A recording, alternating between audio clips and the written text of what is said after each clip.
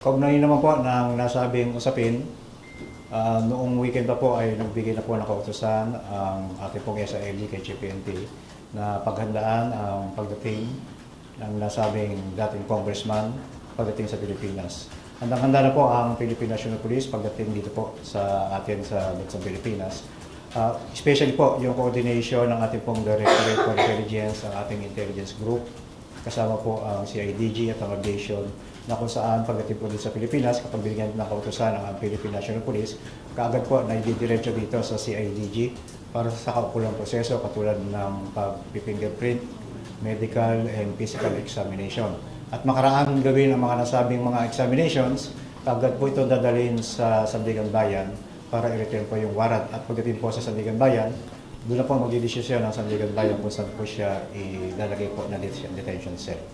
Sir, napagit before ni SILG na under renovation ng PNP Custodial Center, ano na po ang sitwasyon ngayon? Na-renovate na po ba siya in case na doon po dalhin? Ready na po ba ang Custodial Center? Sa ngayon po, ang Custodial Center po ay hindi na po paglalagyan ng anumang mga mahuhuli ng Philippine National Police sapagkat ito na po ay isang condemn. Ang binabanggit po natin, kapag makaraan na matapos yung proseso ng physical, medical examination sa kanya, agad naman po ito dadalhin sa ombudsman para po sa pag-return ng warrant. At pagdating po sa, the same day lang po, lahat yan mangyayari. At pagdating po sa Sandigan Bayan, magdi-decide na po ang Sandigan Bayan kung saan po nila dadalhin ay kukulong po ang nasabing dating congressman po. So, bali ang Custodial Center will be not in the list? Muting academic na po yung usapin ng Custodial Center sapagkat ito po ay condemn na. Sir, meron na bang exact date kung kailan darating? Wala pa po. Ito po ay sinasabi nga po natin, ito po ay usapin ng detalye ng Department of Foreign Affairs. Ang pinagandaan po ng Philippine National Police, yung kanya pong senaryo na pagdating na po dito sa Pilipinas sa International Airport po.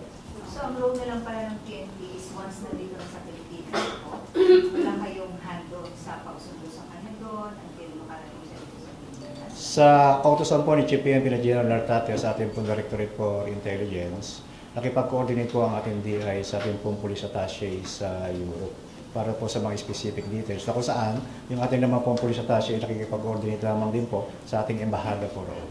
So ang role na lang po natin as to the details po ng kanyang pagdating dito sa Pilipinas po.